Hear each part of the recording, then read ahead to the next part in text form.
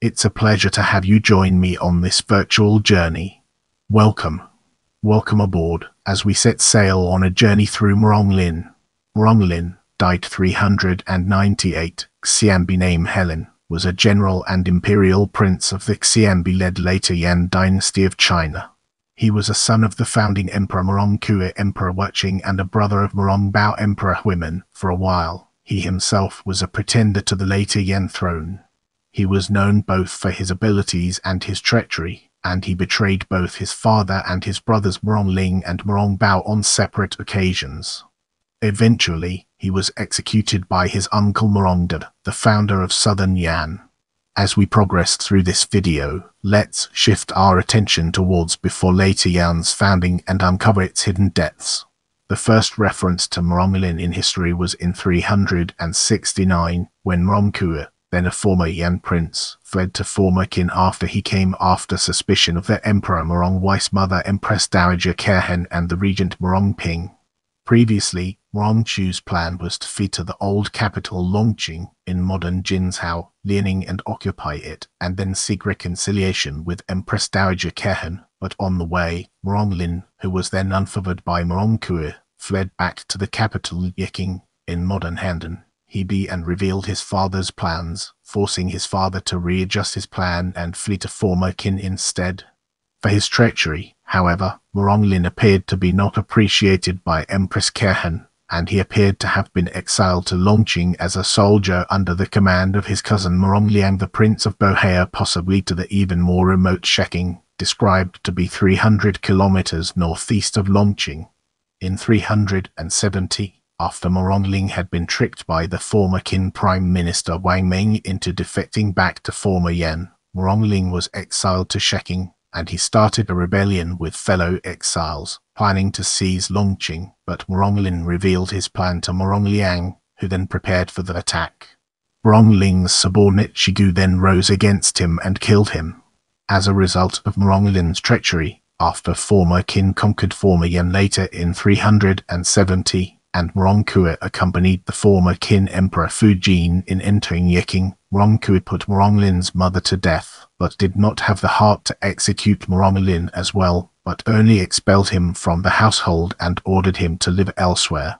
However, in late 383 and 384, as Murong Chui rose against former Qin following Fujin's defeat at the Battle of Fu River at the hand of Jin troops, Murong Lin offered many useful strategies to his father, and his father changed his view of Murong Lin, favoring him as much as other sons. Let's now turn our attention to during Murong Chui's reign and examine its role within the larger context. After Murong Chui officially declared independence and established Later Yan later in 384, Murong Lin served as one of his generals in campaigns against former Qin remnants, semi-independent warlords, and other states. He appeared to be effective in these campaigns. In 386, Murong Chui created him the Prince of Zhao. In 386, 387, and 391, he commanded armies to, in conjunction with the Later Yan vassal northern Vice Prince Tuobagu, fight the Zhong chieftain Lu Xian and later other rebels that threatened Tuobagu's safety. It was in 391 when he saw Tuobagu's abilities, and he recommended to Murong Chui to force Tuobagu to take up residence at the Later Yan capital Zongshan, in modern Bading, Hebei, and entrust northern Wei to a brother. Murong Chui refused. After Tuobagu renounced his allegiance to Later Yan following Later Yan's seizure of his brother Tuobagu over a dispute of whether northern Wei should offer horses as tributes in 391, he began to harass Later Yan borders, and in 395, Murong Chui sent his crown prince Murong Bao to lead an expedition, with Murong Lin and Murong Nong, the Prince of Lizi, as his assistant commanders.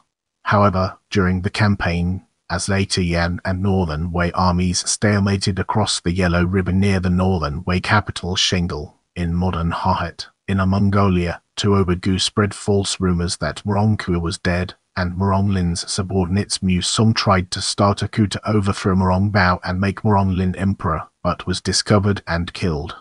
This led to friction between the brothers, and the later Yan forces withdrew. Murong Bao left Murong Lin to be rearguard against a Northern Wei attack, but Murong Lin did not take Tuobagu seriously and therefore did not look for Northern Wei troops, and Tuobagu intercepted Murong Bei's main forces at Can Slope and annihilated most of the troops, leading to further ambition by Tuobagu to eventually conquer Later Yan.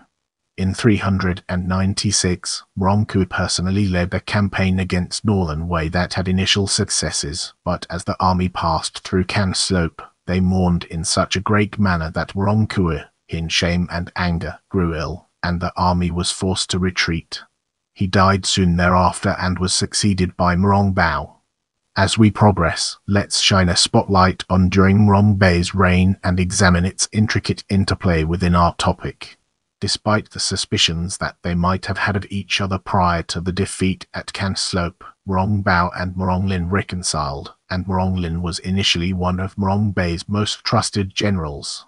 After Tuobagu defeated Murong Nong and seized Bing Province, modern central and northern Shanxi, he headed for Zongshan, and Murong Bao put Murong Lin in charge of Zongshan's defenses. Murong Lin advocated defending the city and not engaging Northern Wei forces, much to Murong Nong and Murong Long's frustration. In spring 397, however, as Zongshan remained under siege by Northern Wei forces, Murong Lin tried to start a coup inside the city to overthrow Murong Bao. After his attempt failed, he fled out of Zongshan and took up post in the Taihang Mountains. Apprehensive that Murong Lin might seize relief forces commanded by Murong Hui, the Prince of Qing, Murong Bao abandoned Zongshan. The people of Zongshan initially supported Murong Xiong, the Duke of Kaifeng, as their leader to continue resisting Northern Wei. In summer 397, Murong Xiong claimed imperial title, but drew the anger of the people because he, apprehensive of Northern Wei forces which had by then lifted siege on Zongshan but had remained in the vicinity, refused to let the citizens, under a severe famine, to forage food outside the city, and was cruel in his rule. Murong Lin made a surprise attack on Zongshan, whose gates were open for him, and he arrested and killed Murong Xiong.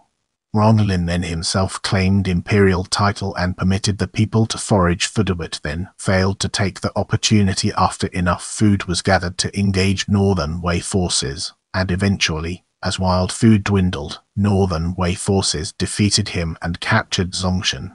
He fled to Yiking to the protection of his uncle Murongda, the Prince of Fanyang, and no longer mentioned his imperial claims. Murong Lin advised Murongda that Yiking was too large of a city to defend, and that he should consider abandoning it and taking up position at Hotei, in modern Anyang, Helin south of the Yellow River. Murongda agreed and abandoned Yiking, taking up residence at Hotei. Then, Murong Lin offered imperial title to Murongda, who did not take such title but assumed imperial powers under the title Prince of Yan, thus establishing southern Yan. He made Murong Lin a key general, but Murong Lin then planned another rebellion, and Murongda executed him. If you have any suggestions for future videos, feel free to drop them in the comments section.